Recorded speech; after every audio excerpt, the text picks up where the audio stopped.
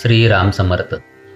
सद्गुरू श्री ब्रह्मचैतन्य गोंदवलेकर महाराज यांचे प्रवचन 23 मार्च.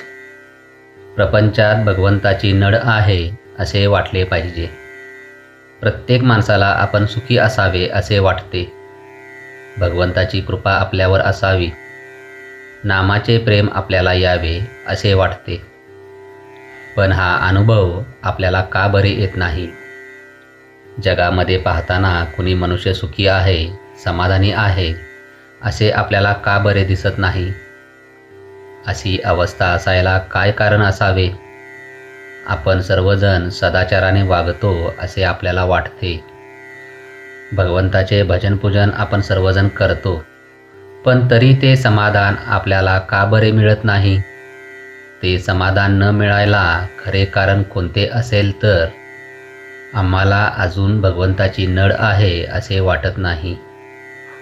भगवंत नसेल तर माझे चालणार नाही, माझ्या समाधानाला त्याची अत्यंत गरज आहे असे आपल्याला मनापासून वाटतच नाही.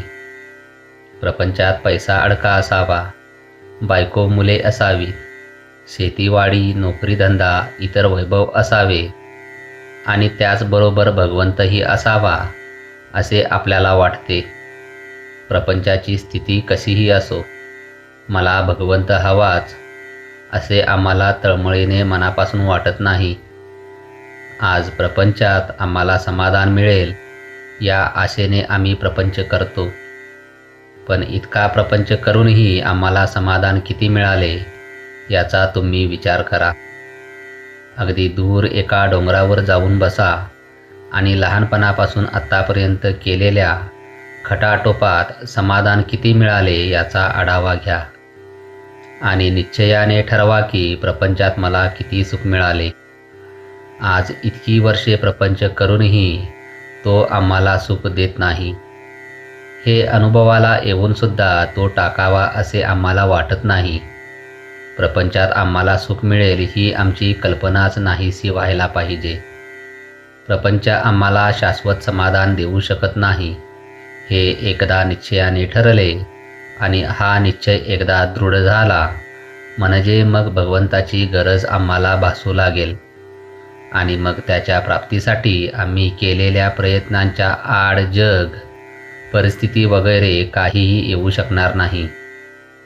भगवंत मला पाहिजेच हे विचाराने ठरल्यावर त्याचे प्रेम आम्हाला यावे असे आपल्याला वाटू लागेल आणि त्याचीच आपल्याला आज खरी गरज आहे. हे भगवंताचे प्रेम कशाने बरे निर्माण करता येईल? भगवंताचे प्रेम यायला एकंदर 3 मार्ग आहेत. पहिला मार्ग म्हणजे संतांची संगती करणे, दुसरा मार्ग म्हणजे सद्विचाराची जोपासना करणे आणि तिसरा मार्ग म्हणजे अखंड नामस्मरण करणे. त्यापैकी ज्याला जो जुळेल तो त्याने करावा. जय जय रघुवीर समर्थ. आजचे बोधवाक्य: भगवंत हवासा वाटणे यामध्ये सर्व मर्म आहे. श्रीराम समर्थ.